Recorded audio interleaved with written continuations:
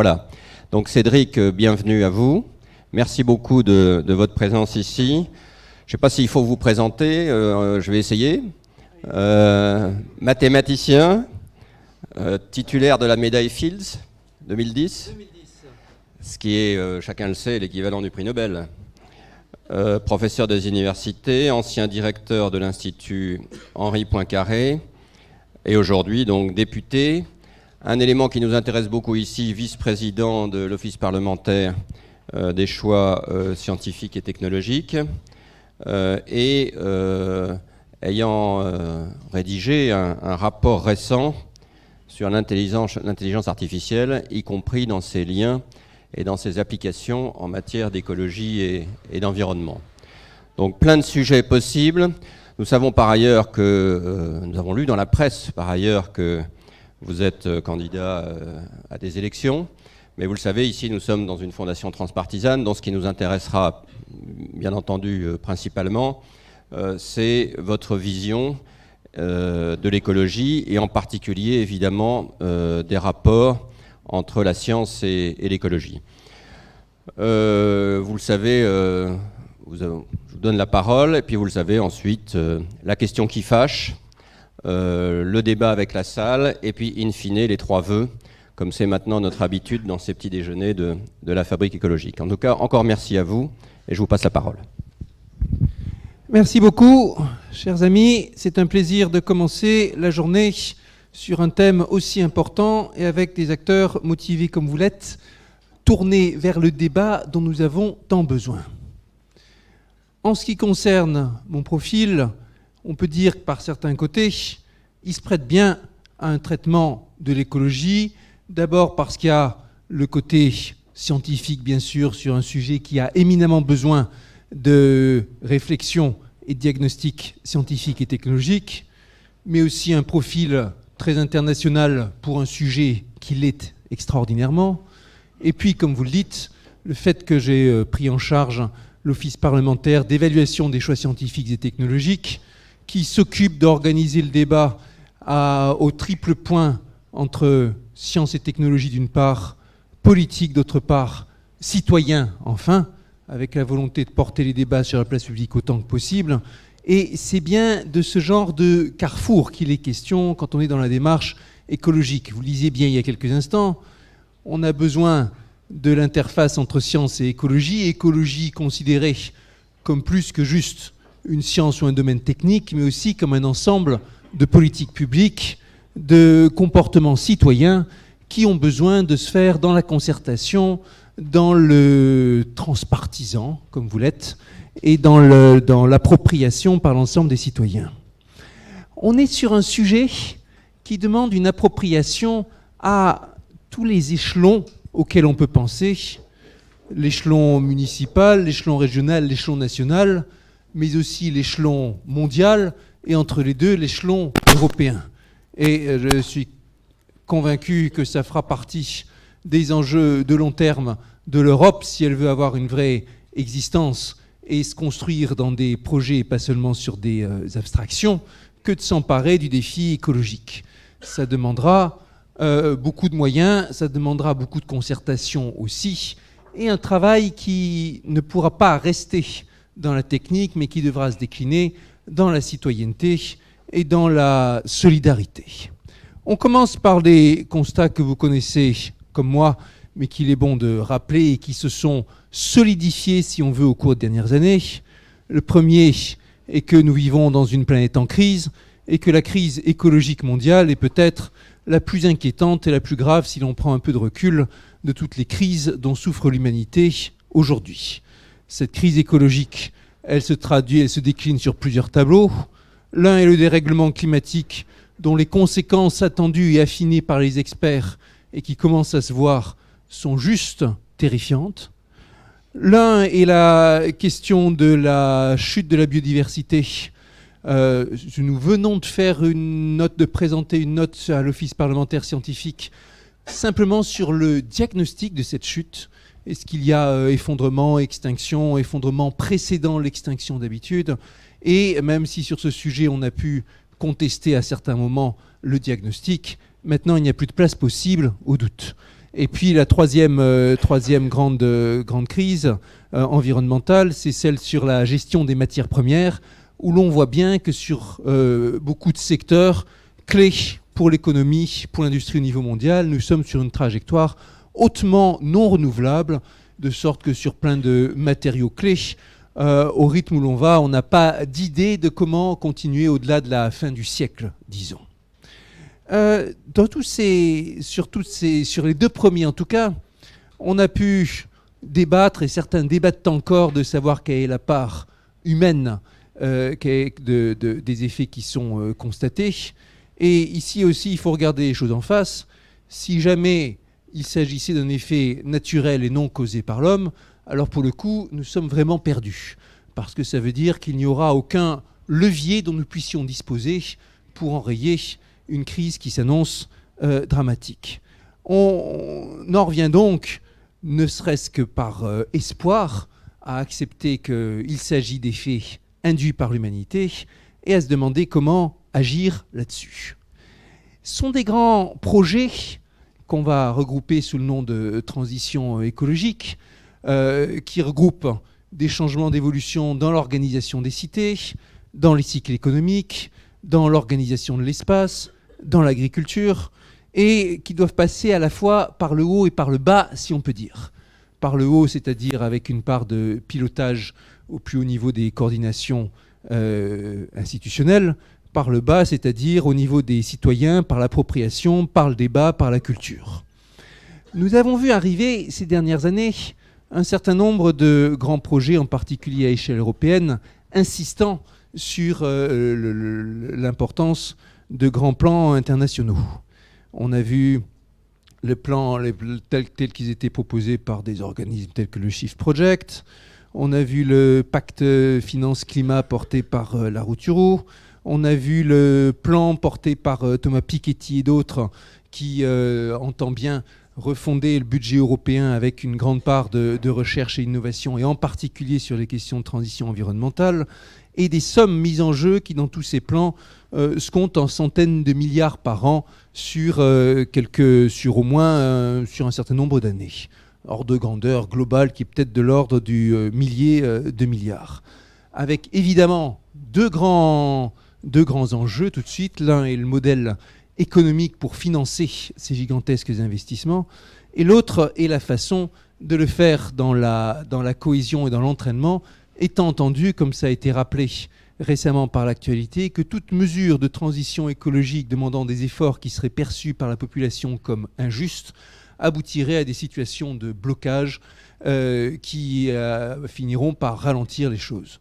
On a vu le cas d'école en France. Il y a encore quelques mois, quand on organisait avec l'OPEX un petit déjeuner sur les questions de programmation énergétique qui mettait en présence les académiciens des sciences, académiciens des technologies et les politiques. Et l'un des messages de l'Académie des sciences était fiscalité écologique, le levier certainement le plus efficace pour travailler sur la transition et celui qu'il faut poursuivre plus énergiquement. Quelques semaines plus tard, on voyait qu'une question de fiscalité écologique aboutissait à une paralysie de l'ensemble d'une partie de l'économie et à une contestation incontrôlable. Et chez les politiques, la crainte qu'on se retrouve avec 10 ou 15 années de retard à venir sur les questions de fiscalité écologique. La preuve, s'il en était, qu'il faut regarder l'évolution avec doigté. On va ensuite dire qu'on est sur un ensemble de transitions qui vont venir, auxquelles il faut penser simultanément sur les décennies qui viennent. Cet ensemble de transitions, elle vient avec des grandes incertitudes technologiques, et différents acteurs qui, les uns et les autres, mettent en avant les mérites de telle ou telle solution et les incertitudes qui viennent. Incertitudes par exemple sur le stockage, par exemple sur les technologies, sur le stockage de l'énergie, par exemple sur la capacité des batteries, par exemple, sur les performances de telle ou telle filière, parmi les plus controversées telles qu'on peut les voir nous arrivant au Parlement, c'est la valeur de l'éolien offshore. Des controverses sur le niveau de gain qui peut être obtenu par les usages de réseaux, de smart grid, de ce que vous voulez, etc. Et puis, on est sur un sujet dans lequel le millefeuille institutionnel a aussi son coût, parce que si tous les acteurs, tous les niveaux doivent se coordonner pour agir ensemble, ça demande bien plus de temps, une répartition de la valeur entre les acteurs qui est sujette à débat, voire à conflit, et par la suite à blocage.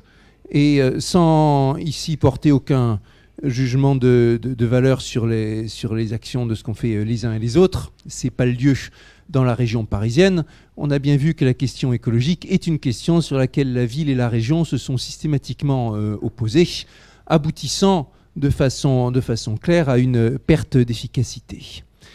La position de la France par rapport à tout ça, elle est ambiguë. D'une part, la COP21 et le fameux accord de Paris historique, on dit que c'est le traité qui a été le plus rapidement signé dans l'histoire de l'humanité avec tant d'acteurs internationaux, 196 pays ou quelque chose comme ça qui finalement ont signé, et un engagement historique voulant disant on s'engage à contenir le réchauffement climatique à hauteur de 1,5 degré avec tout un système d'incitations qui sont fortes, un texte durable, dynamique, équilibré, contraignant, etc., etc. Nettement moins de 2 degrés, si possible 1,5 degré, des investissements des énergies fossiles, objectif neutralité carbone en 2050, aide aux pays en voie de développement sur le sujet, etc., etc. Et toute raison d'être fier de la position de la France là-dessus. Maintenant, si on regarde 2 ans, 3 ans plus tard, où on en est par rapport ne serait-ce qu'aux objectifs que la France s'est donnés, on voit qu'on est loin du compte, que les augmentations de gaz à effet de serre, après avoir auraient dû descendre dès la première année, ont au contraire stagné, se sont mis à remonter dès la deuxième année, et que finalement on en arrive à une hausse qui correspond à peu près en amplitude à la baisse sur laquelle on s'était engagé. Sur la consommation finale d'énergie, on est aussi reparti à la hausse. Sur l'agriculture, sur le bâtiment, sur le transport, qui sont 3 sujets clés, les chiffres sont mauvais, les chiffres de la rénovation énergétique sont mauvais. Le seul secteur où c'est OK, c'est celui sur la production de gaz à effet de serre du secteur industriel. Ce qui nous amène à une grande question. Certes, on s'est entendu il y a 2 ans, il y a 3 ans sur des grands objectifs. Ensuite, quel est le bon système pour arriver à piloter cette transformation? Et on a là une question de captation d'informations et une question de quel dispositif contraignant qui doit se décliner aussi, parce qu'on n'est pas naïf, ce sont des affaires humaines, en dispositif humain, en relais chargé de vérifier, de voir, d'appliquer, d'imposer s'il y a besoin.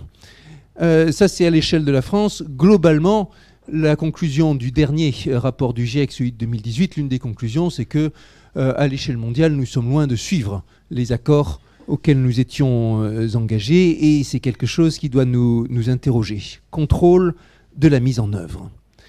Qu'est-ce qu'on va ajouter? Parlons de quelques-unes de ces transitions, et puis après, je pense qu'on se lancera dans les échanges tels que vous les décriviez.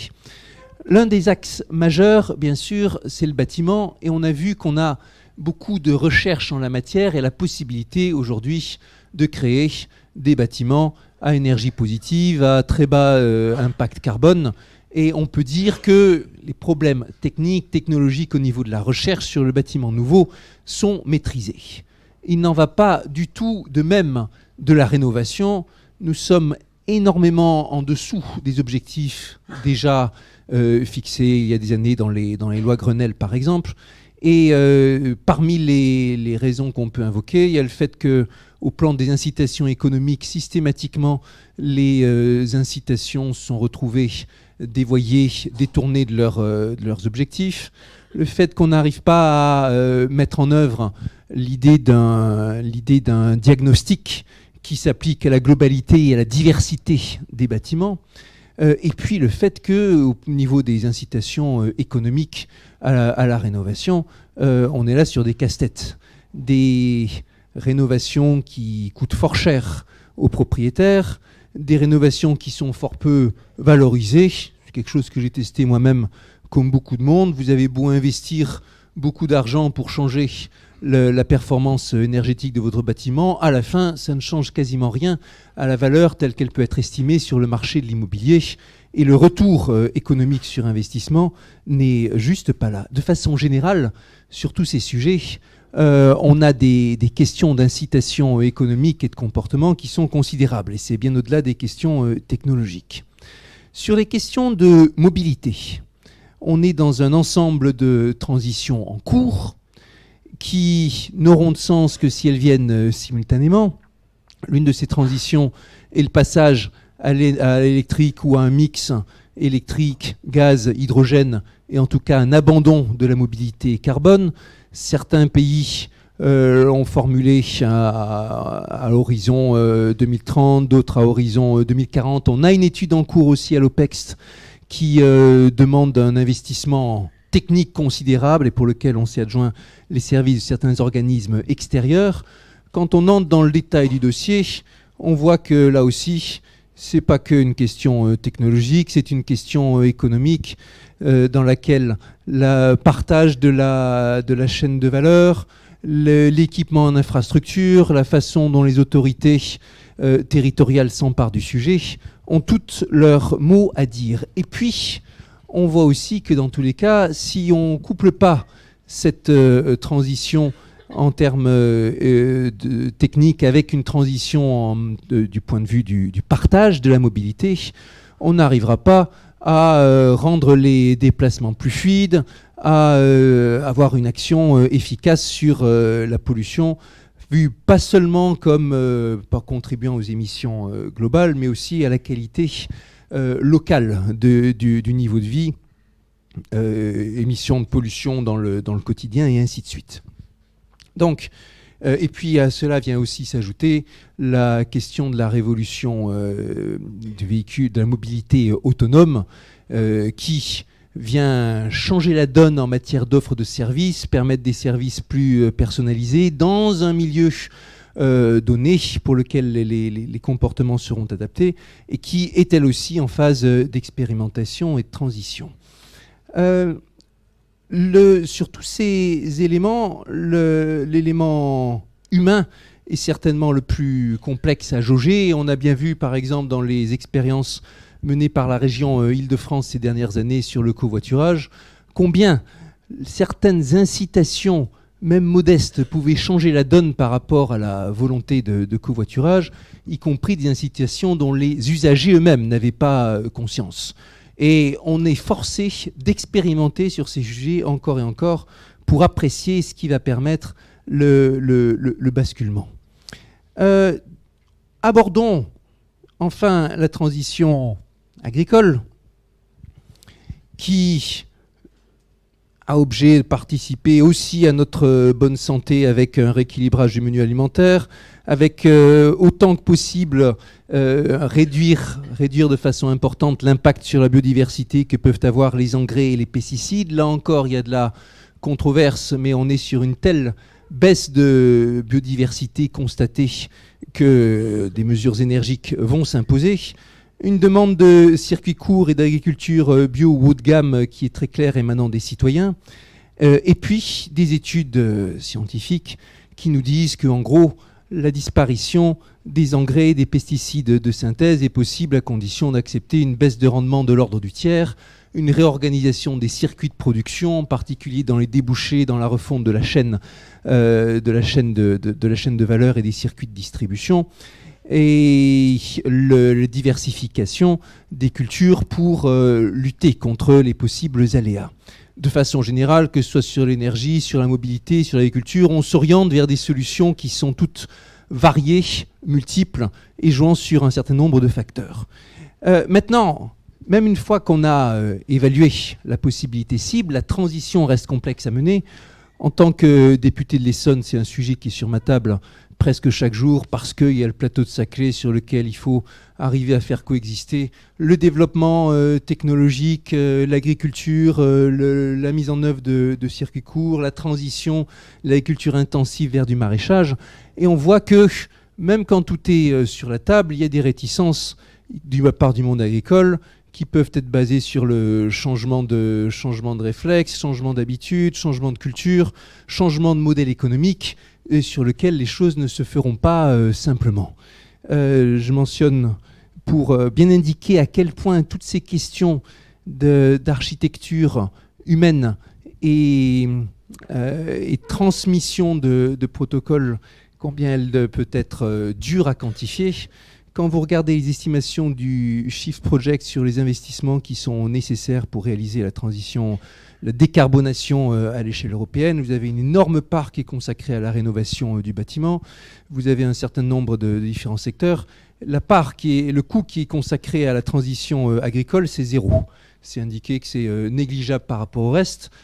Très franchement, pour avoir vu de près et à petite échelle à quel point c'est dur de mettre les acteurs en œuvre, je ne peux pas croire que le coût soit 0. C'est forcément un coût qui est dur à quantifier, mais qui dépend des actions d'instruction, de formation, de mise en œuvre, d'acceptation de prise de risque, d'assurance ou de ce qu'on veut. Et il est dur à chiffrer parce que quand on fait le bilan, il y a un truc qui coûte autant que l'autre. Il n'en est pas moins important, j'en suis persuadé. Voilà pour ce propos liminaire, et je pense qu'on aura l'occasion d'approfondir dans la discussion. Je dois ajouter que vous avez beau être un scientifique primé, c'est le genre de sujet qui vous rend extrêmement humble quand vous réalisez au fur et à mesure que vous l'instruisez dans votre activité de député ou à l'OPEX, à quel point ça fait appel à une diversité de spécialités et de regards variés sur le sujet. S'il y a un sujet qui a besoin de consensus et d'une large palette de spécialités, c'est bien lui. Je vous remercie. Merci bien. Oui, ça marche.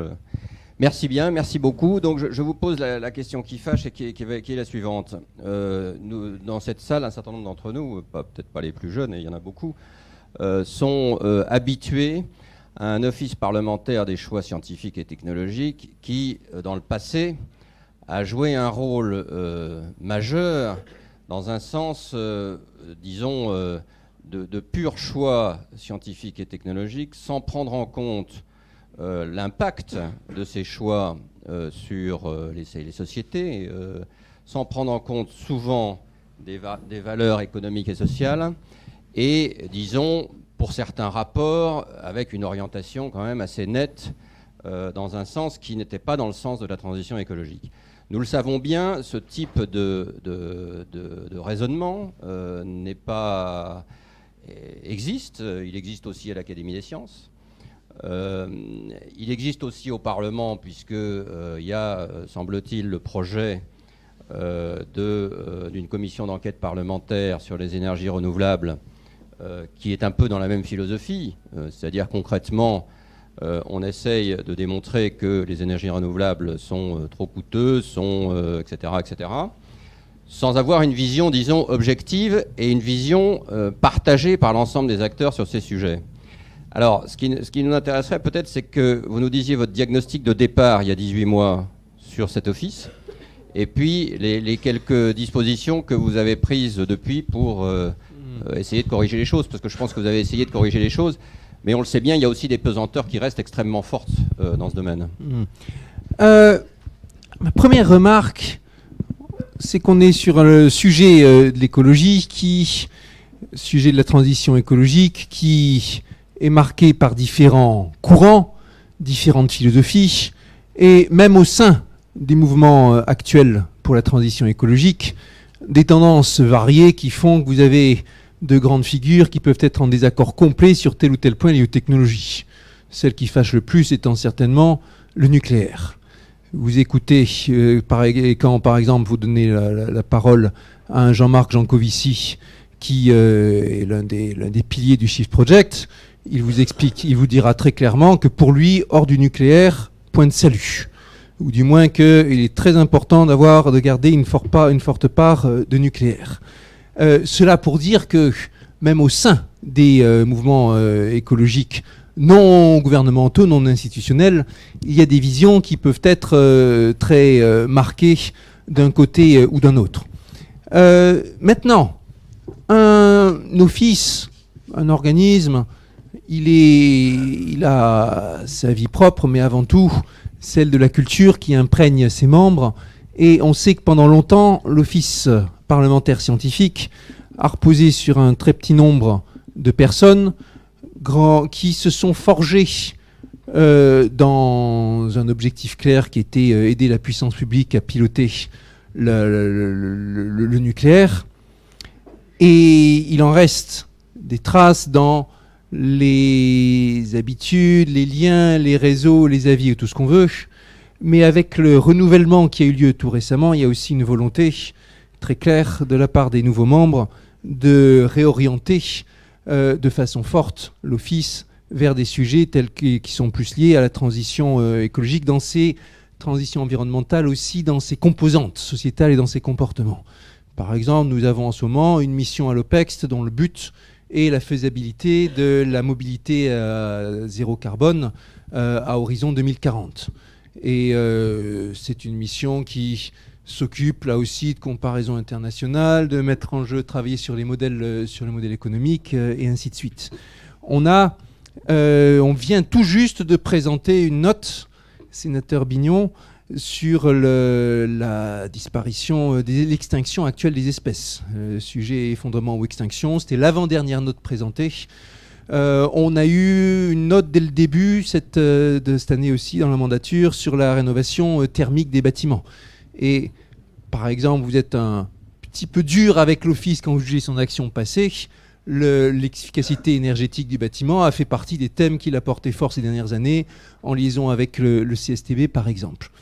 Il est clair qu'on est sur des sujets où il y a d'une part l'analyse technique, technologique, mais il y a aussi l'analyse et l'évaluation des comportements des gens avec tout ce que les sciences humaines et sociales, par exemple, dans leur fonction d'expérimentation, dans leur analyse d'incitation, de biais et d'inclinaison cognitive, tout ça est amené à jouer son rôle dans l'avenir.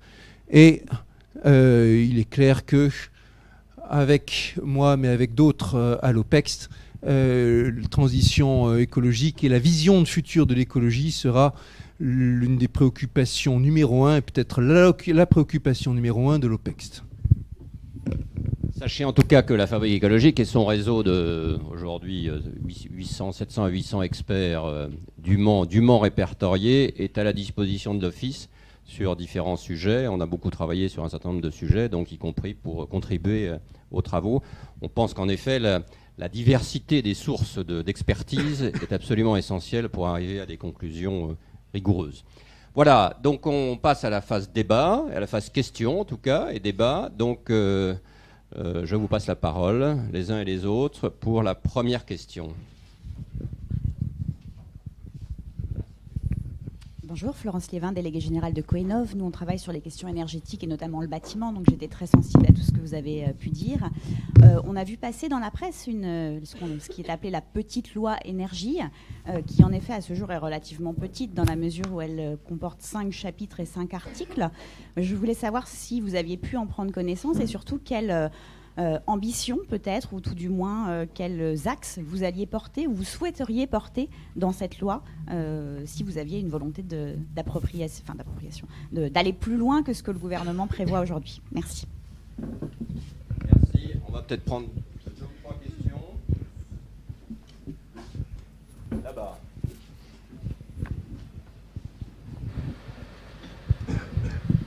Bonjour. Excusez-moi. Vous avez pas mal parlé d'architecture humaine, évoqué l'évolution culturelle que représente le covoiturage en Île-de-France, etc. Donc c'est sur ce point que je voudrais intervenir. Sur les bâtiments, justement, la rénovation du parc, un enjeu redoutable, mais qui va s'étaler sur 30 ans, 40 ans. L'action sur le comportement peut donner des résultats immédiats. Mais il faut y mettre vraiment les moyens. Il y a un certain nombre d'initiatives, je ne pense pas à Maison Énergie Positive, etc., montrent que dès aujourd'hui, en faisant attention, c'est une question de culture, de comportement, de mode de vie, on peut gagner quelque chose de très significatif. Mais pour ça, donc, c'est une action très forte qui demande des moyens humains. Et sans attendre que la technique vienne au secours, disons, de la planète, une action très forte sur le comportement peut donner des résultats. Si vous voulez, on peut investir sur le hard, ce sera long et ce sera coûteux. On peut aussi investir sur le soft, c'est-à-dire sur la culture des gens. Et là, on peut gagner beaucoup plus vite. Et ce qui permettra en plus de donner envie de gagner sur le hard, alors qu'actuellement, nos concitoyens, tous ces travaux de rénovation, pour dire les choses simplement, ça les enthousiasme pas vraiment. Alors, on va peut-être prendre une troisième question. Oui, là-bas.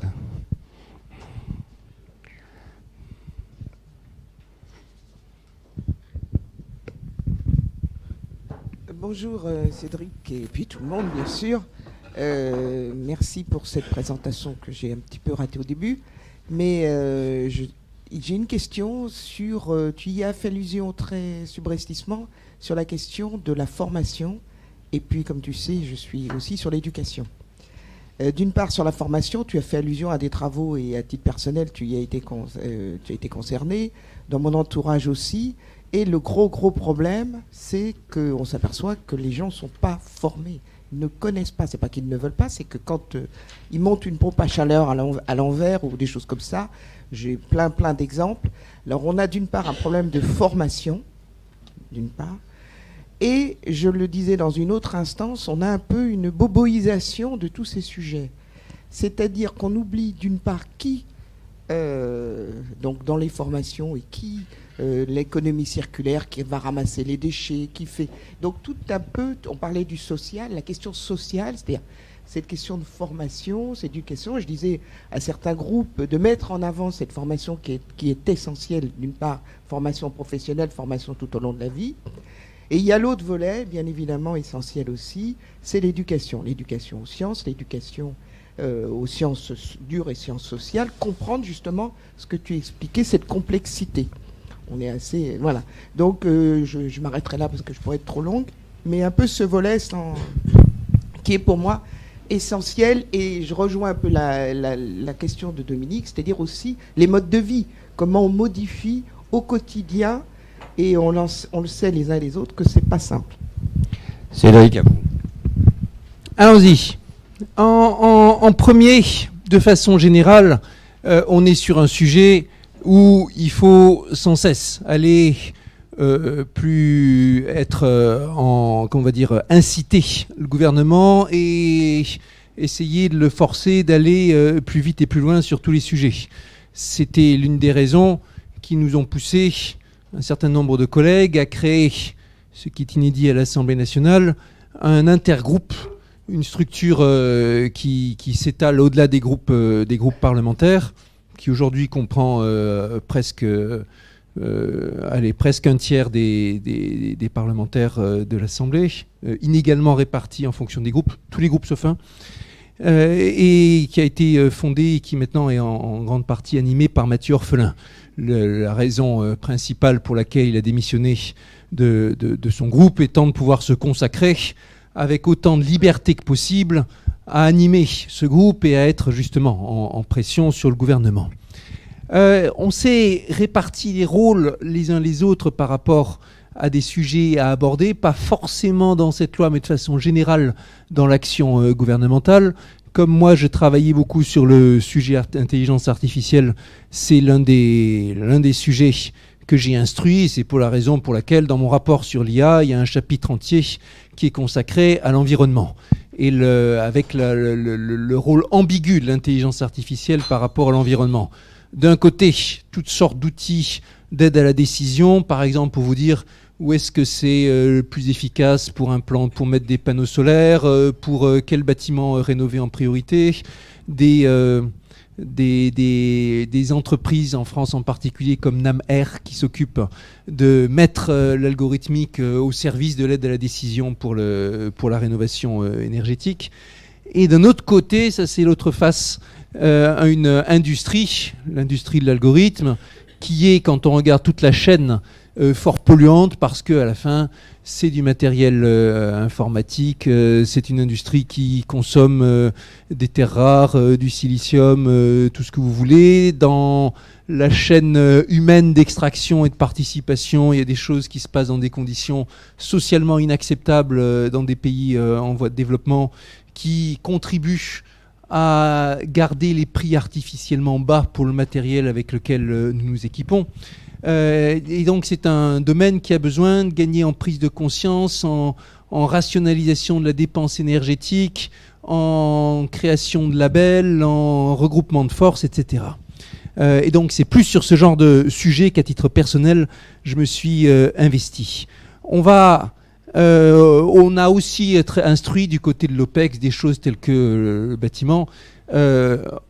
Pour dire la vérité, ça pourrait être beaucoup plus fort que ça n'est dans les actuels plans, en particulier sur ces questions d'incitation.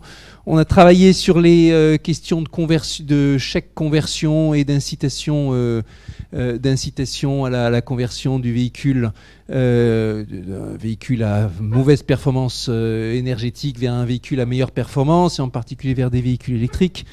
Et là aussi, ça a eu des remous, des hauts et des bas. C'est un des sujets sur lesquels, comme vous avez peut-être vu, les parlementaires, à un moment, se sont élevés vivement contre un renoncement programmé du gouvernement afin de vérifier qu'il soit effectivement mis en œuvre sur ces questions de primes renforcées. En bref, c'est un sujet sur lequel il y a besoin d'une dialectique gouvernement-parlement particulièrement énergique. Sur les comportements, vous dites qu'on peut avoir un changement de comportement rapide. La réalité me pousse à nuancer votre appréciation. Vous vous souvenez vous connaissez certainement la célèbre phrase d'Einstein, il est plus facile de casser un atome qu'un préjugé. C'est très dur de changer les opinions des gens, très très dur. Et ce qu'on constate aujourd'hui aussi actuellement, c'est que dans cette ère de communication massive, instantanée, perfectionnée, les nouvelles qui se propagent, c'est juste celles qu'on ne voudrait pas. C'est les nouvelles qui parlent de solutions faciles, de boucs émissaires, de théories du complot, qui vous expliquent qu'il y a des solutions miracles, alors qu'en vrai, il n'y a pas de solution miracle, il faut des efforts de tout le monde, accepter la pluralité des voix, et ainsi de suite. C'est un cauchemar pour le décideur, le monde actuel de la communication et la façon de passer les messages. Vous insistez sur le fait que c'est pas très incitant pour l'instant les opérations de rénovation. C'est vrai.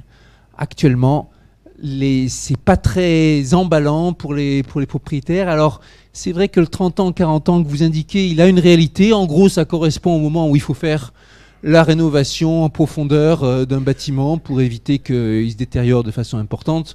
Et souvent, c'est le moment qu'il faut saisir, capturer pour introduire des critères écologiques importants au moment où cette rénovation se fait. Et donc déjà, un objectif serait de faire en sorte que quand une rénovation de grande ampleur se fait, parce que les bâtiments sont vétustes, c'est le moment d'imposer qu'il y ait une mise à très haute qualité des bâtiments. Sur les questions de formation, éducation, l'enjeu est majeur. On a besoin de relais locaux pour accompagner à la fois les conseils, les diagnostics, la mise en œuvre. Il y a ce qui s'appelle les agences locales énergie, climat, les ALEC, qui constituent un réseau certes sur lequel il y a certainement des progrès réalisables, mais qui a le mérite d'exister, d'être bien informé, d'être offreur de temps et de compétences, avec une situation qui sans doute est variable d'une région à l'autre. Je connais ceux de l'Essonne, je connais guère ceux qu'on peut avoir dans d'autres territoires, mais quelle que soit la solution, bien sûr qu'il faudra jouer sur les relais locaux, comme sur toute question de formation, d'éducation. C'est une chose d'écrire les choses et d'arriver à un corpus, un programme ou ce qu'on veut, mais en vrai, pour changer, on a besoin d'architecture humaine et de choses et de conseils qui se transmettent de proche en proche et de loin en loin. Merci. Alors, un deuxième jeu de questions. Je vois beaucoup de mains qui se lèvent, pardon. Bonjour, merci beaucoup pour votre intervention aujourd'hui. J'ai le sentiment aujourd'hui qu'on traite encore les enjeux par thématique et en silo. Et qu'une approche plus holistique, plus globale, permettrait d'avoir une vision différente Et donc je voudrais vous interroger sur l'économie circulaire, qui pour moi permettrait de vraiment passer à un changement systémique. Et bien évidemment, l'économie circulaire n'est surtout pas que le recyclage des déchets, c'est tellement plus que ça, c'est tellement réducteur. Et aussi sur le projet de loi qui est en cours sur l'économie circulaire, qui pourrait être un peu plus ambitieux. Merci. Bonjour à tous, Hugo Viel, secrétaire général de Climate et référent du mouvement Youth for Climate, donc qui organise les mobilisations de grève pour le climat. J'ai une question. Tout le monde ici a pris connaissance du rapport du GIEC qui a été publié en octobre. Vous qui êtes scientifique, vous savez la portée que ces recherches ont et que ce rapport a. Et aujourd'hui, on a parlé de la COP21 et de l'accord de Paris tout à l'heure. On sait qu'on ne respecte pas cet accord et que même si on le respectait, on serait bien au-delà des 2 degrés.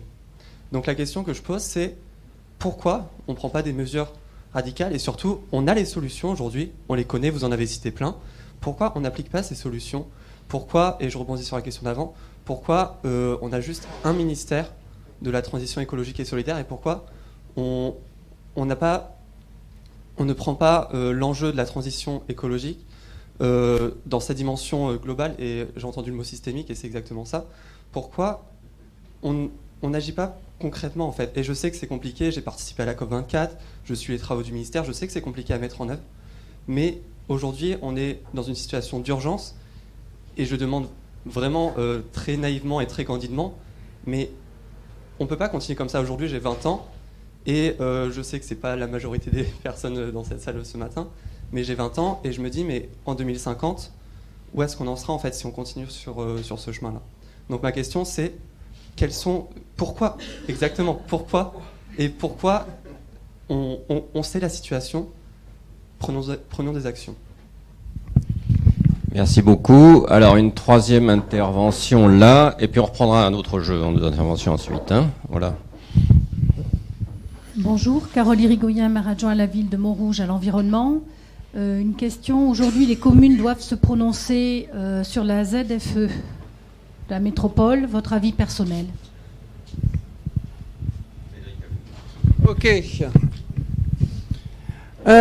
Traitement en silo. Il est certain que on est sur des sujets multidisciplines qui demandent des discussions entre gens de bords différents. Si vous avez vu la composition du Haut Conseil pour la transition, je ne sais plus comment il s'appelle, le Haut Conseil pour la transition, quelque chose climatique, quelque chose comme ça. Ouais, le Haut Conseil pour le climat. Il respecte ce cahier des charges. Vous avez dedans des gens qui... Non, il y a quelqu'un qui n'est pas d'accord ici. Si, bon. On y voit des gens qui viennent d'horizons variés. Vous avez du climatologue, des gens qui ont plus été dans l'action associative, des gens qui sont plus sur la technologie, d'autres plus sur les idéaux. Je pense que là, le travail a été fait de mise ensemble des compétences. Évidemment que on est sur des défis considérables, d'une part sur l'articulation des disciplines les unes avec les autres, et d'autre part sur l'articulation de l'analyse avec l'action. Et on en vient à l'autre question. Vous me parlez d'économie circulaire qui, certes, ça va bien au-delà de juste recyclage des déchets. Ça va s'insérer c'est quelque chose qui peut s'insérer dans tous les pores de notre activité.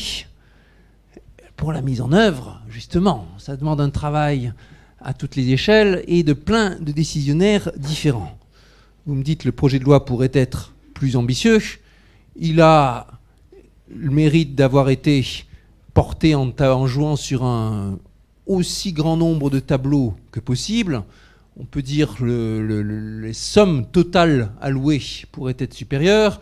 On peut dire aussi qu'à la fin, c'est une question d'arbitrage budgétaire au sein du gouvernement.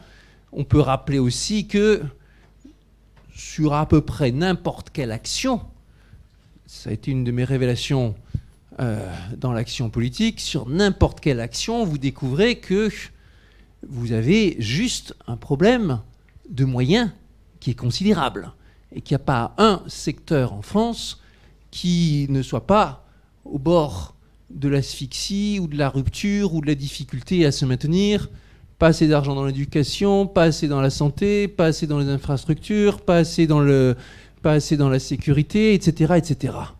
En bref, un problème global de budget aussi. Et je vous rappelle que le dernier budget voté était en déficit de 80 milliards. C'était avant qu'il y ait une dizaine de milliards supplémentaires qui viennent dans le cadre de début décembre de la réponse à la contestation et aux besoins de solidarité exprimés qui étaient forts. Et globalement, économiquement, les questions d'incitation étatique, elles ne sont pas du tout innocentes. Ce n'est pas comme si on disait « Ok, allons-y, il faut se lancer là-dedans ». Dans les grands plans que j'évoquais tout à l'heure, le plan Piketty, le plan Larouturou, ou qui sait quoi, il y a cette idée que, afin d'avancer, il faut carrément changer d'échelle, mettre en place à niveau européen nouveaux impôts, nouvelle solidarité, avec une part de redistribution, avec une énorme part d'investissement. Et dans tous les cas, si on veut avoir de l'ambition, il est très clair qu'il faut, à un moment, repenser le modèle économique global. Sur la question et c'est pas une question et c'est pas un truc qui va être décidé comme ça par une personne, forcément ça viendra dans la concertation. Sur le GIEP, oui, COP21 on était très fiers, COP24 c'était un peu laborieux est un mot gentil par rapport à ce qui s'est passé, c'était un peu la déroute. Bon, c'était un peu la déroute. Vous avez vu, vous avez participé, vous avez vu quel genre de complication c'est, ce genre de grande concertation internationale. Et c'est l'une des questions de la complication. Bien sûr, on peut faire les choses mieux en France, mais même si les choses sont faites mieux en France, ce n'est pas le fond du sujet. Le fond du sujet, c'est le faire mieux dans le monde entier, à l'échelle du monde entier. Déjà, quand vous voyez que certains des acteurs les plus lourds et les plus importants du monde sont ouvertement contre cette idée d'accord, très clairement les États-Unis, vous disant que ce genre d'accord est injuste parce qu'il favorise la Chine contre les États-Unis et que donc il n'est pas question de s'engager là-dedans. Qu'est-ce que vous faites? Après, vous avez les États-Unis, vous avez le Brésil qui s'est lancé sur des positions du même genre. Si vous n'arrivez pas à entraîner le monde entier, quoi qu'il arrive, ça ne suffira pas. La réponse en un mot à pourquoi, on est sur une affaire humaine dans sa multitude de gouvernements et d'institutions représentant des milliards de personnes, et les bonnes idées ne s'imposent pas comme ça, juste parce qu'elles sont bonnes. Elles demandent tout un travail en concertation, négociation, rapport de force.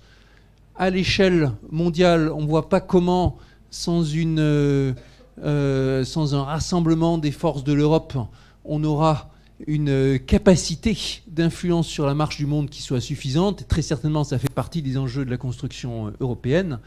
Mais je puis juste le dire comme ça pour le résumer, on est sur les affaires où il s'agit d'avoir des milliards d'humains qui se mettent à agir de concert.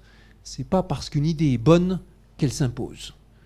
Il faut arriver à la faire infuser, diffuser. C'est tout un travail qui passe par le haut, par le bas, qui demande des sommes de paroles extraordinaires.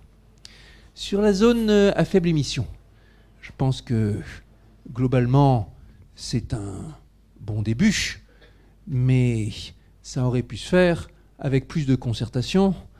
Et puis, il s'agit de façon générale, sur toutes ces questions environnementales, territoriales, d'être dans la cohésion et d'être dans le rassemblement des différents acteurs. Toute solution qui semble imposée aboutira à la fin à un blocage et à un échec.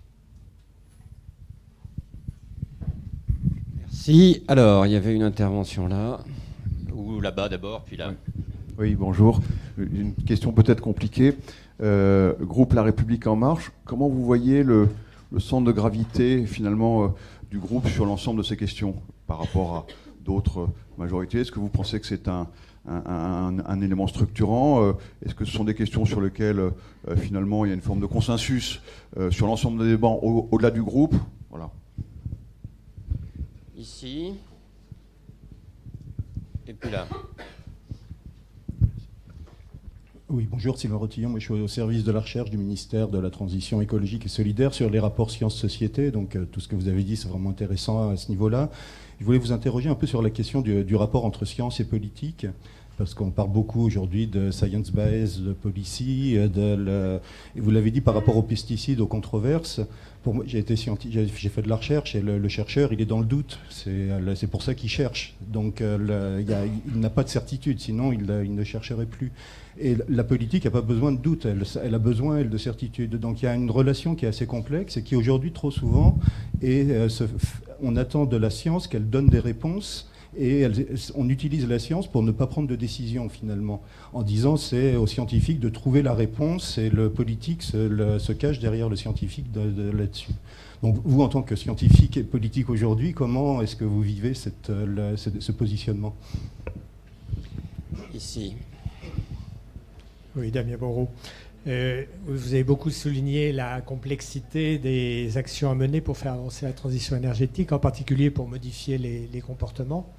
Et ma question rejoint celle qui a été posée il y a quelques instants. Là. Ne pensez-vous pas qu'il vaudrait mieux unir nos efforts, agir ensemble, unir des efforts d'horizons divers et soutenir des expérimentations qui ne sont pas toujours facile à faire passer dans l'opinion plutôt que de susciter des oppositions? Oui. Groupe La République En Marche, les membres du groupe, clairement, sont très sensibles à ces questions. On l'a vu à ce que ça constitue le gros des troupes dans l'intergroupe que j'évoquais tout à l'heure. Et même si on a bien sûr on a vu à l'époque c'était 6 des 7 groupes, maintenant c'est 7 des 8 groupes, des sensibilités qui ont souhaité s'impliquer. Et pour certains, dans chaque groupe, il y avait au moins une personne fortement impliquée. Pour autant, c'est une direction, c'est une thématique sur laquelle les députés LREM sont très impliqués. Avec l'espoir de pouvoir agir sur l'ensemble du système de façon aussi forte que possible. On a, par exemple, avec la coordination de l'intergroupe, on a un rendez-vous, je pense que c'est demain, avec le CNRS sur la question de voir comment justement le CNRS peut alimenter en analyse les réflexions de l'intergroupe. Et ça me mène tout de suite à cette question-là, quel rapport entre science et politique et le rôle du doute.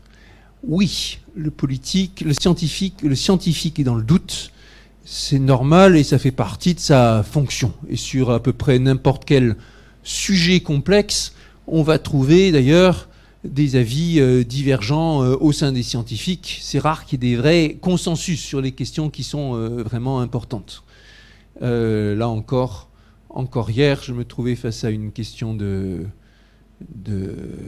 d'épidémiologie, telle ou telle question de traitement antipaludique, faisant le go-between, si vous me permettez, entre différents groupes qui étaient d'avis fort différents sur l'opportunité de tester tel ou tel traitement. Et bien sûr, l'incertitude fait partie de la vie scientifique. Première dérive possible, pour le politique, ça peut être de prendre avantage de ce doute pour choisir l'une ou l'autre des thèses en fonction de ce qui arrange. Deuxième dérive, de dire « Oh, il n'y a pas consensus, et donc il est urgent d'attendre. Attendons que les scientifiques nous donnent une solution qui remplira tous les critères, ou qui soit sûr. Peut-être que la solution ne viendra jamais. Peut-être que le consensus mettra des décennies à s'établir et qu'il sera trop tard. Et donc, dans la décision politique, il y a un moment où il faut tenir compte de tout ça. Il y a tel élément de doute, il y a telle action, il y a telle pression aussi des citoyens. On ne peut pas juste se contenter de faire reposer la décision sur les experts. Il faut prendre en compte l'avis et la sensibilité des citoyens. Et je dirais, et c'est aussi dans mon rôle de scientifique de rappeler ça, que la politique, c'est un mélange de rationnel et d'irrationnel. Et il faut en avoir conscience, plutôt que de prétendre que c'est basé entièrement sur des évidences scientifiques. Alors maintenant, il y a toute une question qui est aussi l'implication du politique, du scientifique dans la politique, et ce qu'on attend de lui. Il y a un modèle traditionnel dans lequel on a une sorte scientifique qui est un peu comme un arbitre indépendant. On lui pose la question et il répond sans aucun engagement en termes de valeur, de façon détachée. Il y a eu un certain nombre d'ouvrages et de prises de position convaincantes ces dernières années pour dire que c'était une vision trop naïve. Qu'en vrai, le scientifique est aussi porté par ses valeurs, qu'il est impliqué dans la chaîne politique par des boucles d'action et de rétroaction, par exemple en incitant la puissance publique à augmenter les recherches sur telle ou telle chose, ou bien à faire part de ses doutes en présentant différentes options parmi lesquelles le politique va devoir prendre ses responsabilités tout en sachant qu'il y a de l'incertitude scientifique. Et on a vu une diversité de modèles récemment se mettre en place sur ce rapport entre scientifique et politique. Bientôt, on organisera un colloque là-dessus à l'Assemblée nationale, sur les nouvelles tendances, positionnements actuels du scientifique par rapport au politique dans ces processus de décision. Et les questions de diffusion de l'information, de transmission des idées envers la société aussi viennent jouer leur rôle là-dedans. Pour ce qui est de unir, soutenir, faire de l'expérimentation, ouais, on est d'accord. Si on arbitre en disant c'est tel qui a raison et pas tel autre en avant là-dessus, d'habitude, on court à la catastrophe. Et la preuve par l'exemple et par la mise en œuvre, une expérience réussie vaut beaucoup plus d'habitude que la preuve qui est faite sur le papier par les experts. Elle vaut beaucoup plus dans son pouvoir de s'imposer aux gens. Après, pour la mise en œuvre pratique, ça demande beaucoup de doigté. On l'a vu, justement, il faut revenir à cet exemple sur la fiscalité écologique et les questions de taxes sur le carburant. Alors que l'augmentation du prix du carburant était due que pour un tiers environ à l'augmentation de la fiscalité, alors que c'était une mesure qui a été rapidement effacée dans la suite en pratique par les fluctuations du prix du carburant, ça a mené à un blocage complet. Blocage d'autant plus absurde que ça a commencé par les milieux ruraux et que la contribution des milieux ruraux au gaz à effet de serre par la mobilité est minuscule. Ce n'est pas les milieux ruraux l'enjeu par rapport à la décarbonation de la mobilité. C'est le périurbain, c'est l'urbain. Et donc, on s'est pris pour une mauvaise raison sur un truc absurde, un blocage qui met l'ensemble en péril. On voit que, évidemment, la bonne façon de mettre les choses en œuvre est complexe. On aurait dû réfléchir davantage, certes, au montage, et garder en tête que si on s'occupe de faire la transition sans travailler sur la notion de justice en même temps et d'efforts partagés, on va dans le mur. Mais d'un côté, on est sous pression. Il faut agir plus vite. D'autre part, on voit que si on va trop vite, à la fin, on va finalement encore plus lentement. Et l'exemple que je citais tout à l'heure sur les bisbilles, États-Unis, Chine, tout ça, il montre qu'il y a aussi une question de notion d'équité ressentie entre les nations. Et que les uns les autres, s'ils ont l'impression que ce n'est pas justement réparti les différents efforts, ils feront bloquer. J'ai une question à titre personnel. Il y a un courant de pensée en France et en Europe pour dire qu'il faut qu'il y ait un principe d'innovation qui vienne contrebalancer le principe de précaution. C'est évidemment, ce serait, nous semble-t-il, en tout cas, je pense à l'immense majorité des gens qui sont dans cette salle, une forme de régression, puisque ça aboutira à dire que quand il y a un sujet de précaution majeur, pour nous, le principe de précaution, c'est un sujet d'action, de recherche scientifique supplémentaire, et qui ne doit pas avoir de frein par rapport à un autre principe qui viendrait là pour limiter ce principe. Quelle est votre position là-dessus en tant que, c'est intéressant parce qu'en tant que scientifique, comme c'est un débat qui agite les scientifiques, c'est intéressant d'avoir votre point de vue. En gros, je suis tout à fait sur votre position. Et mon regard sur le principe de précaution a été bouleversé quand, dans le temps, il y a quelques années, ça devait être il y a 5 ans, un journal m'a demandé de faire office de rédacteur invité. C'était dans le cadre d'un numéro où on invite des tas de personnalités à faire rédacteur, et où j'ai enquêté comme un journaliste en allant interroger un panel de scientifiques, certains dans le domaine médical, domaine de la climatologie, domaine des politiques publiques, sur l'importance et les questions de l'impact du principe de précaution. Et ce dont on se rend compte quand on regarde les choses clairement, c'est que d'une part, le principe de précaution tel qu'il est rédigé, tel qu'il est mis dans notre Constitution, il est irréprochable. On ne peut pas aller contre ce qui est écrit. Il s'applique dans une sphère de cas limitée qui ont trait à l'environnement. Et il a raison parce que l'environnement est, de tous les sujets, le plus critique et celui qui mérite le plus d'avoir un sort particulier.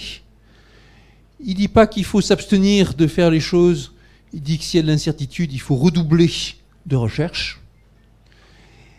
Il y a un début de jurisprudence qui a tendu, dans certains cas, mais très limités, à faire évoluer ce principe en le transformant en principe d'inaction. Mais ça, pour moi, c'est une dérive qu'on ne peut pas cautionner. Et si on croit dans le pouvoir des mots et des choses qui sont écrites, l'article tel qu'il est écrit dans la Constitution, on ne peut pas considérer que c'est un appel à l'inaction. Si on se mettait à lancer un principe d'innovation, ça serait une régression au sens où ça entérinerait cette idée que le principe de précaution est un principe d'inaction.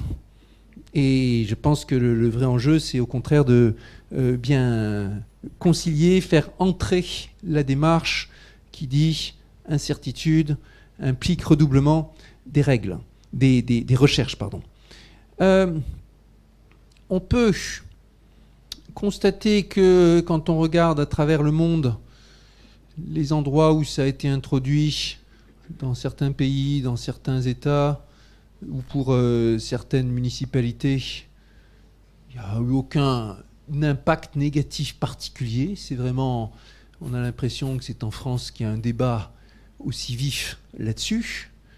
Et en vrai, si on regarde à la lettre le principe de précaution, quel est le genre de situation auquel il devrait s'appliquer, le cas d'école, c'est le dérèglement climatique.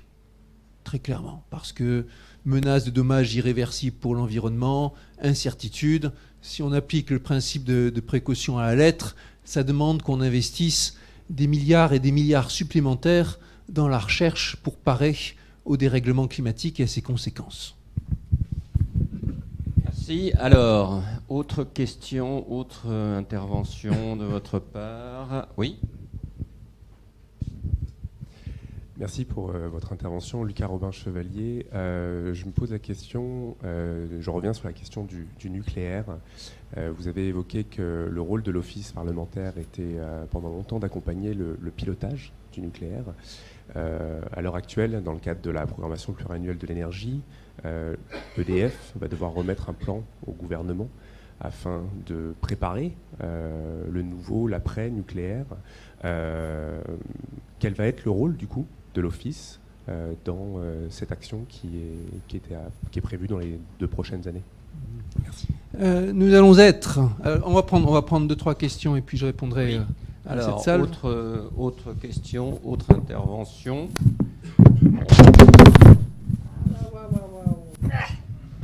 J'en ai deux, comme ça ira. Oui. Oui, Henri Fraisse. Bon, je voulais juste merci effectivement pour la présentation et puis tout ce qui a été échangé sur le comportement. Mais je voulais revenir un petit peu sur les sources d'énergie et effectivement rebondir un peu sur ce sujet du nucléaire qui est quand même un sujet sur lequel il y a une position politique qui doit être la plus tranchée possible, mais je voulais connaître un petit peu la vôtre sur ce sujet-là, puisque je dirais il y a quand même des alternatives qui ne sont pas forcément spectaculaires et évidentes. Alors moi je vais compléter la question sur le nucléaire en posant une question sur les déchets nucléaires. Je trouve qu'il y a une contradiction permanente sur les déchets nucléaires dans l'idée que il faille faire un stockage en souterrain, sous-entendu que ça permettrait à un moment quelconque quand même d'avoir une sécurité absolue, sans prendre en compte l'exigence, me semble-t-il, éthique fondamentale, qui est la réversibilité, c'est-à-dire le fait qu'on puisse découvrir une solution dans 50 ou dans 100 ans. Or, le projet de Bure, pour ne pas le nommer, tel qu'il existe aujourd'hui, prévoit qu'au bout d'un certain temps, au bout de quelques dizaines d'années, on ferme le site et donc que la réversibilité n'est plus assurée. Ce qui, je pense, pose un problème en termes éthiques tout à fait essentiel pour nos sociétés et pour les générations futures. Quel est votre sentiment sur ce sujet ? Oui, pardon. Bonjour, je suis Philippe Lévesque, le fondateur de mon atelier éco-frugal. Moi, ce qui m'intéresse, c'est de faire du changement à grande échelle et à moindre coût.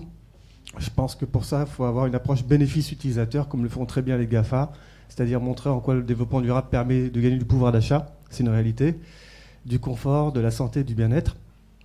Et donc, dans cette logique de quick win, j'aime pas trop les mots anglais, mais celui-là est très approprié, je me disais qu'il y avait des choses à faire qui coûtent pas cher et qui peuvent avoir des effets à grande échelle. La première, c'est vis-à-vis de France Télévisions, qui est un service public, d'imposer, alors à condition que ce soit des programmes attractifs, et ça on peut le faire, des soirées en rapport avec les enjeux qui sont les nôtres. Je pense à quelque chose de très simple, un planéton par exemple. Et il y a plein de thématiques qui existent. Un planéton par exemple. On s'engage pour une réduction de son impact environnemental. Premier exemple, ça coûte quelques millions d'euros à faire pour un effet démultiplié. Deuxième exemple, on a la fête des voisins, qui est un exemple formidable de partage entre citoyens. Moi, j'ai écrit un livre qui s'appelle Le Guide éco-frugal. Le Guide éco-frugal, il est né grâce à la fête des voisins. J'ai rencontré dans mon immeuble un graphiste, j'ai échangé avec lui, il m'a dit « Je vais t'aider à faire ton livre », qui est d'ailleurs en téléchargement gratuit à présent. Et donc, où je veux en venir, la fête des voisins, on peut parfaitement demain ajouter une composante écolo, développement durable, la fête des voisins. On se réunit, mais pas seulement pour faire la fête, pour partager autour des solutions positives. Voilà quelques exemples très simples, je pense, qui pourraient aller dans le sens de l'accélération de l'adoption de comportements vertueux. Merci. Voilà beaucoup de questions et donc beaucoup de réponses. Merci. L'OPEX va se saisir de la question de la PPE, bien sûr, et on va apporter nos contributions en la matière. Ça a bien été dit tout à l'heure. C'est un sujet où il faut désiloter, mais avant de désiloter, il faut commencer par instruire thématique par thématique. Et je veux dire, va arriver certes le moment où il faut avoir le regard sur tout, mobilité et bâtiment et agriculture et tout ça, mais il faut commencer par le faire bien thème par thème. En ce moment, on travaille sur la mobilité décarbonée. Après avoir eu une première réflexion sur le bâtiment qui va être poursuivie, approfondie. À chaque fois, quand je dis il y a une réflexion approfondie, ça veut dire qu'il y a une poignée de collègues qui travaillent sur chacun de ces sujets. Par exemple, sur mobilité décarbonée, c'est ma collègue Huguette Tienia. Sur le côté du bâtiment, c'est Marjolaine Meignier, etc. Et à la fin, il s'agira de contribuer de façon aussi complète que possible à la réflexion et à l'action du gouvernement. On est sur un sujet où c'est normal que il y a des coordinations de coordination, si on veut, tellement ça demande de monde. Par exemple, l'OPEX est aussi représenté dans les travaux de la Creux. Et la Creux a fait tout un travail de synthèse et d'instruction de dossiers sur la façon dont les consommateurs, dont les besoins et les pratiques des consommateurs vont évoluer, sur la façon de travailler sur le positionnement du mix énergétique, etc. Également, les académies des sciences et techno rendent leurs copies. Et bref, à la fin, ce sont des sujets... C'est comme la bioéthique, vous avez vu comment ça se passe. Il y a un rapport des uns, un autre rapport des autres, un rapport qui fait la synthèse des précédents, un rapport, regroupe de travail. Il vaut mieux prendre des précautions pour vérifier que tout le monde s'accorde par rapport à ça. Et l'OPEX entendra bien le jouer là-dessus, avec sa spécificité, qui est d'être point de contact entre scientifiques et politiques. Sur les questions du nucléaire, nous avons un domaine qui est d'autant plus difficile à appréhender que, premièrement, il y a les questions de technologie, il y a aussi les questions de savoir-faire, et les gens à l'autorité de sûreté nucléaire, par exemple, ils vous disent de façon consistante et convaincante qu'actuellement, le problème numéro 1, c'est la perte de savoir-faire. Et le fait que, par exemple, on n'a juste pas assez de soudeurs qualifiés pour vérifier toute la tuyauterie dans l'ensemble des centrales, que précisément c'est un des obstacles si on se contente de juste laisser mourir à petit feu le parc actuel. On va avoir un problème de maintenance dans le sens où si on ne construit pas, on ne sait même plus régler, réparer ce qui existe. Et donc une gestion de parc qui s'avère bien plus complexe que ce qu'on avait en tête. Et des expériences de démantèlement qui sont aussi d'une redoutable complexité et durée. Le problème du stockage de très grands volumes de déchets à très faible activité pour lesquels on est dans une situation un peu bloquée. Sur ces questions, il y a aussi la complexité de comprendre où en sont les recherches sur le futur. 4e génération, ou bien option de petits réacteurs modulables pouvant être produits de façon beaucoup moins variable que ce qui est à court actuellement, ou bien projet spécifiquement consacré à la transmutation des déchets sans être orienté vers la production, des choses comme le projet Mira, avec également les recherches récentes sur la transmutation à base de laser à ultra haute énergie. C'est les recherches de Gérard Mourou, de son équipe, avec peut-être des implications. Tous ces projets, ils ont comme caractéristiques qui sont très internationaux, très complexes, avec des financements fragiles ou peu assurés. C'est l'histoire d'Astrid en ce moment au CEA, dont on est en train de découvrir qu'il a le plus grand mal à se réaliser. Et c'est pas du tout facile d'y voir clair. On est sur un projet de note à l'OPEX de recension et mise en perspective des différentes options. Ça fait des mois et des mois qu'on travaille là-dessus, ne serait-ce que la présentation et l'évaluation des différentes options est un casse-tête, et les experts eux-mêmes ne sont pas d'accord là-dessus. On a des gens qui vous disent la spalliation c'est le seul vrai truc pour les déchets, d'autres qui disent non, il faut aussi faire la surgénération et tout ça. Pour le stockage des déchets, là c'est un sujet qui vient et qui revient et qui n'est pas drôle. Premièrement, il faut accepter que qu'on aime ou qu'on n'aime pas l'énergie nucléaire, il y a déjà des déchets qui existent, qui sont en quantité importante, dont une partie ne pourra pas être traitée par méthode de transmutation telle qu'on aimerait les faire pour réduire les volumes, parce qu'ils ont été faits avec des normes de qualité, on va dire, qui n'étaient pas du tout celles qu'on a en tête maintenant. La palme étant apparemment obtenue par les fameux déchets bitumeux, dont ça a été tout un volet d'instructions par l'IRSN, par le CEA, par l'ASN, de savoir si on pouvait, dans quelles conditions effectuer le stockage dans les plans CIGEO. Et un ping-pong entre experts pour savoir si c'était vraiment un sujet délicat et maîtrisé ou pas. Pour ce qui est de CIGEO, J'étais en train de vérifier là, mais je suis surpris par ce que vous me dites. Dans mon esprit, la réversibilité elle est imposée pour au moins 100 ans dans le projet. Bon, quelques dizaines en disant que 10 correspond à quelques. Bon, je pense que 2100 est assez raisonnable pour se dire, pour savoir si on s'est fait une religion sur la faisabilité technique de transmutation, de réduction de volume des déchets. Dans les plans tels qu'on a envie de les faire, il s'agit de réduire l'essentiel des déchets nucléaires à une activité qui est celle telle qu'on a dans la radioactivité naturelle et d'avoir un volume de déchets de très haute activité qui soit extrêmement réduit. Après, une fois qu'on est arrivé à un volume aussi réduit que possible, pour l'instant, stockage profond semble être la moins mauvaise des options. La notion de réversibilité sur un terme suffisant est indispensable.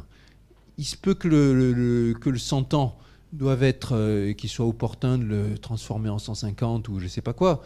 Mais ça, a priori, là, de ce que j'entends, ça me semble assez raisonnable en termes de temps de maturation des différentes technologies. CIGEO pose des défis autres que technologiques. C'est aussi des défis de développement du territoire. Quelle est la gouvernance ? Comment informer, structurer sur place sont des choses qu'il faut prendre extrêmement au sérieux. J'ai pu voir de près en Essonne ce qui se passe quand un projet qui fonctionne très bien sur le papier se retrouve livré à la gouvernance d'un grand nombre d'acteurs morcelés qui ont le plus grand mal à s'entendre les uns les autres pour avancer de concert. Et la nécessité de garder une vision et un pilotage étatique sans croire que les acteurs locaux vont facilement s'en emparer. Cette question d'enjeu de développement par rapport à CIGEO m'apparaît essentielle. Gouvernance locale, et j'ai l'impression que pour l'instant, elle a été un peu sous-estimée par la puissance publique.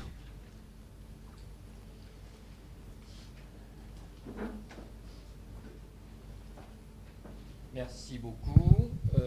Alors, est-ce qu'il y a une ou deux questions pour... Oui. La question de monsieur n'a pas été... C'était laquelle déjà ? Ah oui, pardon. Oui, le planéton, la fête des voisins, oui, le partage. Alors, on est 100% d'accord.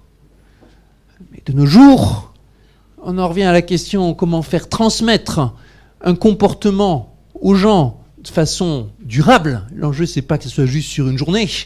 C'est très facile de se donner bonne conscience sur une journée de l'environnement et en avant. Le jour où on va faire du partage, faire ceci, faire cela. Si le lendemain, on se remet à avoir les comportements dictés par les habitudes, l'ensemble de la société et tout ce qu'on veut, ça aura guère servi. Il est certain que des actions au niveau de l'instruction, au niveau des écoles, joueront un rôle majeur. Mais là aussi, c'est tout un enjeu. Pilotage de faire passer les idées jusque dans les salles de classe. On a vu dans le domaine scientifique combien des opérations comme la main à la pâte pour l'initiation aux sciences et à la démarche scientifique avaient tellement de mal à se frayer un chemin, à se répandre à travers l'institution, malgré le soutien de tous les ministres successifs de l'Éducation nationale. Bien sûr, les petits débrouillards, je ne les oublie pas, très chers. On a vu comment ils étaient bien positionnés et comment, pourtant, on aimerait qu'ils soient beaucoup plus développés. Il ne suffit pas d'avoir une bonne idée pour qu'elle vienne s'imposer à travers tout le réseau qui s'occupe de transmettre. Et je dirais, ça c'est un des grands déniaisements de notre monde dans la dernière décennie, à quel point c'est dur de faire passer les bonnes idées sur le terrain. Merci. Je crois qu'il est temps de conclure, sauf s'il y avait vraiment une frustration d'une dernière question.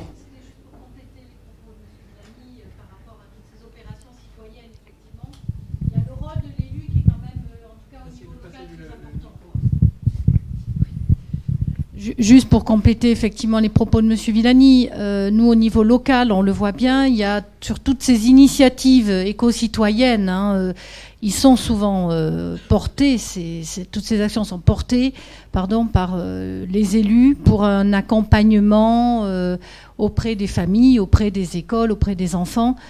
Sans l'élu, au niveau en tout cas local, alors vous parliez de ministre, mais peut-être en redescendant un peu plus sur le terrain, et je pense que si vous bridez votre mandat sur la mairie de Paris, vous aurez ce genre d'action à mener.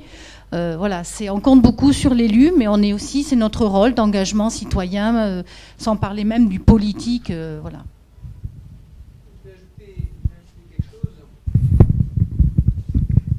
Il y a un rôle de l'élu qui est d'informer, décider. Il y a aussi un rôle de l'élu qui est d'incarner, avec son choix, les choix de déplacement, de discours, de comportement, et ça fait partie de la fonction politique aussi.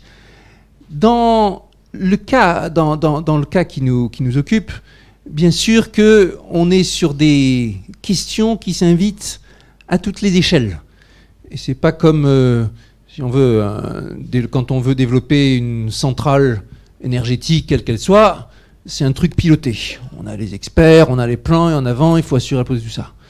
Et là, on est sur quelque chose qui doit s'inviter dans tous les pores de la société et toutes les différentes échelles. Et donc, ça demande une incarnation proche aussi. On est sur le même genre de problématique que sur les questions d'éducation, d'instruction. On peut s'occuper de faire un programme avec un ministre de l'Éducation nationale qui dit voilà, il nous faut ceci, cela, c'est bien. Mais tant que c'est pas décliné en action de formation locale auprès des enseignants, auprès des chefs d'établissement, on peut aussi bien parler dans le vide. Je l'ai vu quand j'ai travaillé sur la réforme de l'enseignement mathématique, travail qui n'est pas encore fini bien sûr, mais par exemple une de nos recommandations fortes avec Charles Torossian, c'était la mise en place de laboratoires de mathématiques au sein des établissements, en particulier secondaires, dans lesquels on puisse discuter de programmes, de thématiques, de façon d'ouvrir le cours de mathématiques vers différents sujets de société et de recherche. En creusant un peu, on découvre que c'est une recommandation qui était là depuis le début des années 1900. Que ça c'est venu aussi dans les conclusions de la mission Kahn dans les années 90 peut-être, sur ce sujet-là. Et qu'il ne s'est juste rien passé. À un moment, par exemple, dans les années 90, le ministre a dit « Bon, c'est très bien, faisons des laboratoires » et il a envoyé une lettre à tous les recteurs. Vous croyez qu'il s'est passé quoi? Rien. Absolument rien. Il y a une telle facilité, une telle inertie. J'aime bien parler de viscosité maintenant. Dans mon bouquin, je parle de ça comme d'un adversaire redoutable. Le fait que arriver à transmettre les choses d'un bout à l'autre, c'est comme essayer de mettre en mouvement du miel. Vous voyez, vous pagayez dans le miel et vous regardez les ondes et les vagues que vous arrivez à créer. Vous dites un truc, vous dites une autre chose et tout ça, et il se passe rien à la fin sur le terrain. Donc il faut vraiment aller sur le terrain. Et dans ce cas-là, le coordinateur chargé de la mission, il va voir toutes les académies de France, y compris les Outre-mer, 2 fois chacune, pour discuter avec les recteurs, les DAZEN, comment on va faire ci, comment on va faire ça, comment vous recrutez du monde, comment vous les identifiez, etc., etc. Et il va falloir continuer. Et je dirais que sur les questions qu'on dit tout à l'heure aussi de mise en application des engagements en COP21, il y a aussi de ça. Si vous vous contentez de dire engagement solennel du président du gouvernement, voilà, on va réduire de temps. Après, et puis vous envoyez des instructions aux uns et aux autres, si vous n'allez pas sur le terrain, vérifier, mesurer, analyser, faire le Tour de France, refaire le Tour de France, il ne se passera pas grand-chose. Merci. Donc il nous reste pour conclure la tradition des 3 vœux. Donc je vous le rappelle, un vœu pour le secrétaire, toujours pour la réussite de la transition écologique qui nous anime, un vœu pour le secrétaire général de l'ONU, un vœu pour le président de la République et un vœu pour le citoyen. Vous dites alors on va commencer par le secrétaire général de l'ONU. On va dire œuvrer pour renforcer le rôle de l'ONU et sur ces questions-là, son pouvoir contraignant en la matière. Ça ne sera pas facile parce que personne n'aime se débarrasser d'un peu de sa souveraineté, mais à la fin des fins, c'est bien, il faut bien que les États se rendent compte qu'on est tous dans la même galère, dans le même navire, et que ça demande une solidarité qui permette à une autorité transnationale reconnue, et l'ONU en est une, d'agir avec plus de poids que juste des mots. Ensuite, vous disiez, pour le président de la République, la France est un petit pays, mais la France a un grand pouvoir d'entraînement et d'exemple. Ça reste un pays qui est extraordinairement regardé. Si la France pêche sur les questions internationales, c'est souvent parce qu'elle sous-estime l'importance de la concertation à l'international, mais il n'empêche, la France est heureuse quand elle peut montrer l'exemple et faire preuve d'audace. Alors, sur ces questions-là, transition écologique, nous avons besoin de bien plus d'audace pour la France, et peut-être que certaines des résistances qui se manifestent ici et là se retrouveront heureuses et fières de contribuer dans un projet, si c'est la France qui donne l'exemple, avec des mesures très énergiques. Et puis, pour le citoyen, bien comprendre que transition écologique, c'est pas quelque chose qu'on puisse considérer comme une contrainte sur le gâteau. Ça fait partie de nous et de l'avenir, de ce qu'on lèguera à nos enfants, aux jeunes générations. En bref, il faut se mettre en tête qu'on doit être la transition écologique.